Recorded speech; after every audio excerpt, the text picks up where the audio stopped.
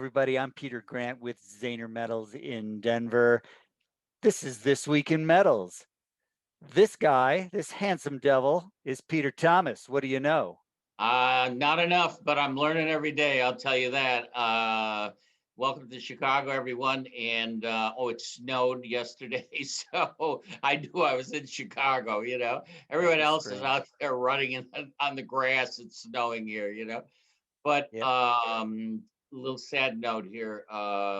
We're going to dedicate this show to Peter Hugg, old friend of mine from and back when I was a vice president of INTL Stone, which is now StoneX, which is I think they're the 49th largest firm in the world at that time.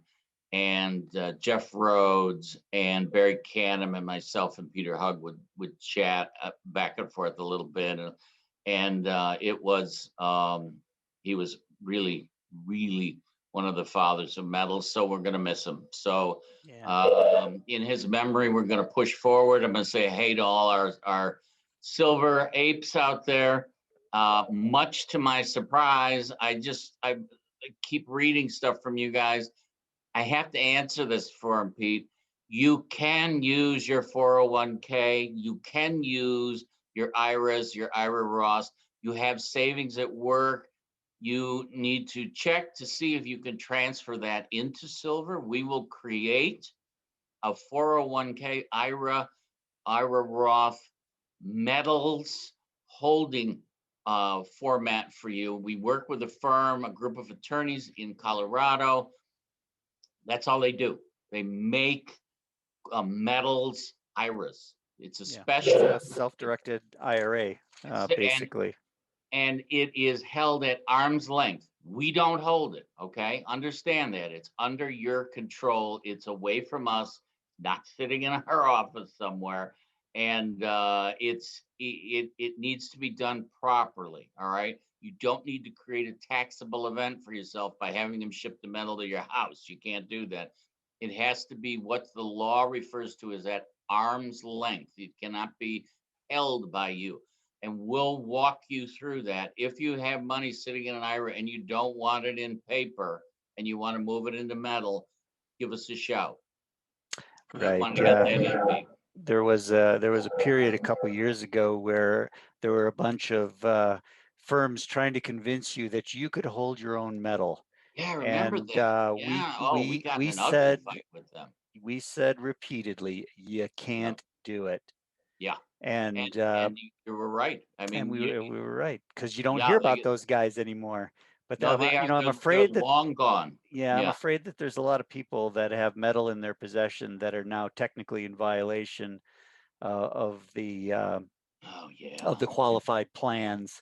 And unfortunately, if you're one of those people, give us a call and we'd be happy to talk to you about it and hopefully find a solution for you. Or we can direct you to what's referred to as an ERISA officer that can help clean that up for you, because we are not tax lawyers, but we know some that are very good and they will assist you, because the last thing you need is to let that problem continue, because you don't need to get 10 or 20 years of fines levied on you. So the sooner you get that cleaned up, the better. But you're right, Pete. I'm glad you brought that up. But hey, talking about silver, physical demand was up 8% this year. That's a big number. Silver Institute came out and said, hey, scrappers are up 7-8%, but mining was up about 6%. So really, the yin and the yang is that between the scrappers and the mining, we're almost even. We're about where we should be. But physical demand is up. But paper trade, I think for the first time since 2006, we've seen 1 billion ounces out there. So yeah, there was I don't know where that's going to come from, guys, but supposedly there's 1 billion ounces of paper silver out there. That should be very interesting. If somebody goes, hey, why don't you deliver a little of that? Because I saw an article, I think it was from the silver people, that said that every 1 ounce of silver has been sold 1,000 times. I when you create endless paper, yeah, exactly. you can do it. indefinitely, or at least that's what they Indefinitely, yeah. think. Oh, So it's frightening. don't get sucked into that. Yeah, You want to hold physical. I mean, yeah, you can speculate in the ETFs if you want. yeah. Um, Or the exchange traded products, but understand you're speculating, I mean, you're not holding it, pal. It's You want the paper. real thing, and we can help you Yeah. out with that at ZanerPreciousMetals.com. Yep. In fact, ETFs, silver ETFs saw outflows on Thursday last week of Yeah, that's right. 4.7 million ounces. In Um, platinum, palladium, and gold too. All of them saw huge, huge demand.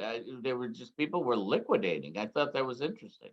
so when the paper market's liquidating and pushing prices lower, Yeah. physical buyers take advantage. That's Buy what I dips is say. what you're saying, Monsieur? That's what I'm saying. Okay. I just touched on the Silver Institute Ah, great figures. place. Again, they gave their 2021 projections as well, and they're Right. looking for about a 12% increase this year Big to number. just over a billion ounces of the demand. So 1.03 billion ounces is what they're looking for. So um, the fundamentals in the physical market remain supportive, and Yes. when all was said and done, silver was up ever so slightly last week, 0.4%. It was the third consecutive higher weekly close, and we did reach a 7-week high of $26.64 Yes, we did. midweek Hmm. before we saw a little bit of pressure develop late in the week. But I Which, and those of you who follow us on Twitter and follow us in LinkedIn and whatnot, we had some very unusual selling in the middle of the week and coming out of Asia, and a lot of it. And I kind of warned everyone on that, so we were a little bit ahead of that break as far as the volume of selling was rather high. So I still need to see $27, and we didn't quite get there we yet. didn't get there yet either. I know Um, you're waiting for it, but so we all see right, let's $27, and I'm feeling pretty confident about a retest continue. of $30 All is right. the bottom line there. Speaking of reports, let's talk a little bit about gold and what happened in gold this week. Closed ever so fractionally higher Yes, it last did. week. It was like Third week in a row or fourth? 0.05. It Yeah, was the fourth consecutive higher weekly yeah. close, although Okay. when it's uh, when you Fractional. got to go out to the second decimal place for your for your positive number. Hey, That's not the terrible, by the way. momentum indicator, my friend. That's Hey, all I'm saying. when Okay. all was said and done, again, a 7-week high, just shy of $1,800. Um, Well, wait a minute. We sold 632,000 gold eagles. I mean, the U.S. Mint's been saying we can't keep up, we can't keep up. But I got to tell you, the director of U.S. Mint is doing a great job considering he's so short-handed. That's a lot of gold to go out the door for COVID and quote no demand. 632,000 ounces of eagles because were sold. That's a chunk, you yeah, know? that's a chunk, and Yep. even into rising prices, Yep. that I think looks pretty good. We were watching the level that I'm watching on the upside is 1828.84 to Okay. 1833.11. Yeah. Then it points to 1833.11's 2000 again. the measuring objective off that big Right. double bottom, and then 1828.84 is 38.2% retracement of the whole thing. Intervening resistance was marked by the 100-day moving average and the 20-week moving average, and they successfully capped the upside last week. So we might see a bit of a pullback, maybe down into the 1740 range before we take another run at the upside. Overall, again, I think the technicals look good, the fundamentals look good as well. Demand, out of Indian imports, in fact, Yeah. were the highest in a decade in March. That's encouraging, and it's something Pete and I have been talking about for some time now. That We've been waiting for that to come in. Yeah. yeah, I've and got some numbers strong here. demand out of China. We talked a little bit about it last week, in that the Chinese officials were basically approved the large banks and financial institutions to import 150 tons of gold. So that's reflective of a very strong demand. We're also seeing very strong premiums in Asia, $7 to $9 in China. And the World Gold Council says that premiums in India hit a 51-month high. Thursday, by the way, World Gold Council has its quarterly outlook coming out next week.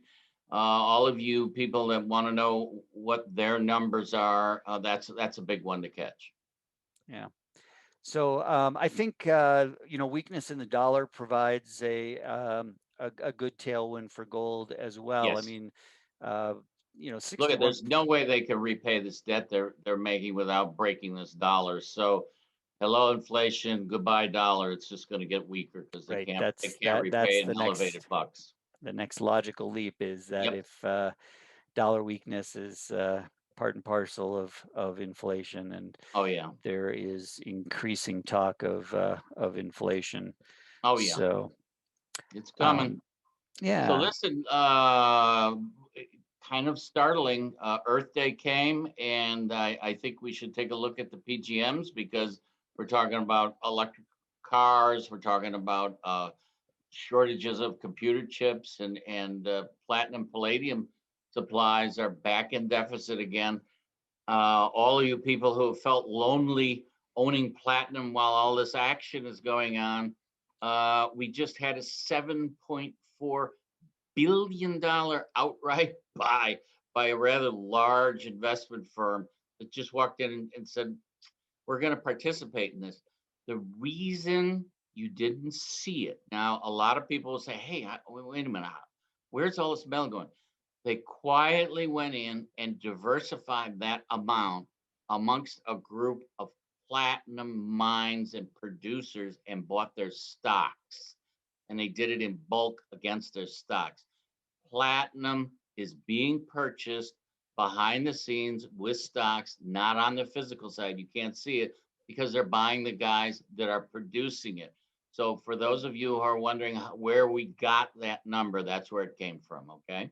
yeah. So in fact, platinum closed up almost 3% last week. Yeah, nice return. Second higher consecutive higher weekly close. Um, we Actually, platinum was up 1.9%. I'm sorry, I was looking at palladium. You were looking at Palladium because Palladium had one of its biggest pops ever. Yeah. Yeah.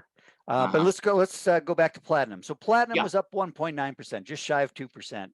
Yep. Second consecutive higher weekly close, set Good. an 8-week high at There you go. 1253.05. And so we're kind of feeling pretty confident. We platinum had been lagging recently, Yes, it particularly is. in the face of good gains in palladium, and Yes. our opinion was it was just a matter of time before platinum played a little bit of catch up. So that happened this past week, and Well that's put. encouraging. I'm Yeah. feeling confident about a retest of the February high at Yep. 1337.30, and then beyond that, I've got a Fibonacci objective at 1428.5. That's it. Okay. If the fib is 1428, that's going to be interesting because when we test that, then I think we're going to go back to the 1480s again, and then probably all-time highs because the electric vehicles, the computer chips, there's just been massive demand, and there just hasn't been the ability to produce. And thank God our scrappers are out there. Thank you guys working every day, bringing in those AutoCADs so we can recycle because we see you guys that hedge with us regularly, and we know how hard you're working, and that's what's keeping this thing going. There's no question about it. Yeah, and so again, palladium was the one that was up almost 3%. Again, a second consecutive higher weekly close. Right. We set a new all-time high at 2926.5.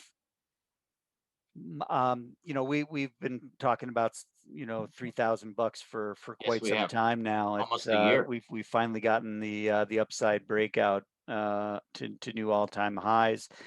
Beyond 3,000, I've got a Fibonacci projection at 3250.86. So that's 127.2% retracement of the corrective phase.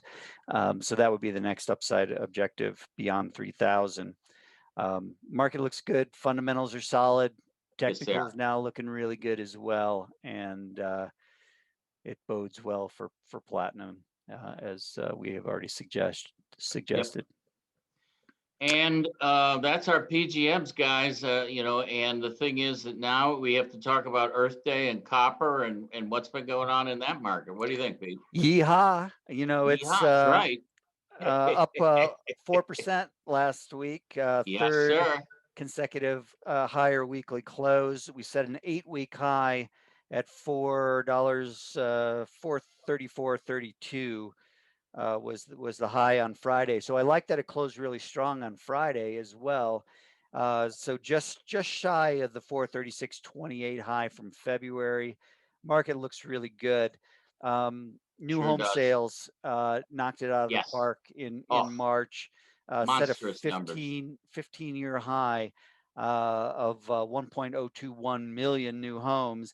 And Pete, how many pounds of copper in every new home? Here we go. All right, guys. 40 pounds of copper goes into your average car. 110 pounds goes into your EV cars on your homes. Generally, 400 pounds of copper is in a new home. And in an apartment complex, it's, over 5 or 6 thousand pounds. So we're seeing big consumption across the board. As far as bullishness goes, the Chilean uh, Port Working Union, and they are a very astute group, are talking about walking off and closing the output of ore to China. And they're talking about a major strike occurring in Chile. That, my friends, is going to be eye popping if that happens. And so if you see another big run in copper, it's because there ain't none, because it's not going to be leaving. Germany, France, and England came out with their PMI numbers and blew everybody away. Everybody thought they were going to be flat.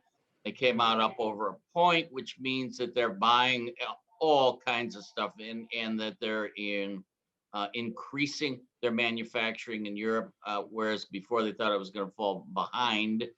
And then on top of that, the Ruhr University, which is a very well-known German university, came out and said that they have a way of taking CO2 and combining it with copper and making it into a fuel.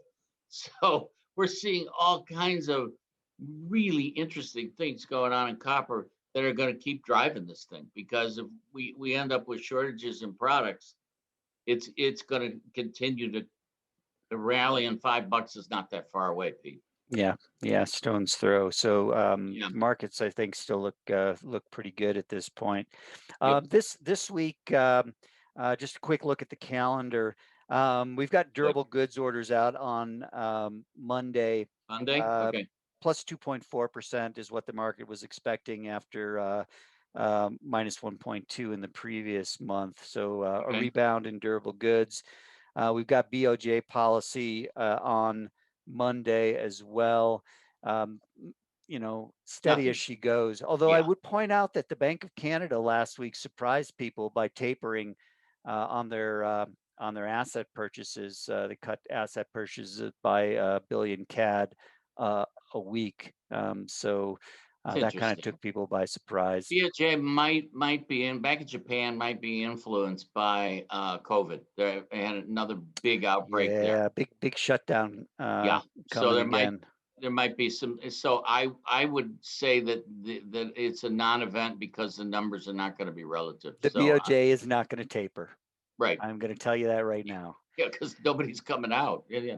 Right. And so on Tuesday, the FOMC 2-day Ah, meeting begins. So we'll get policy on Wednesday, steady as she goes. I'm not anticipating that the Fed is gonna start tapering, but well put. the BOC action, might prompt at least some mention of it during the press conference, I would think. Okay. But If they noticed it at all, I doubt it. I well, in mean, the statement, I should say, there okay. might be Yeah. some mention of it.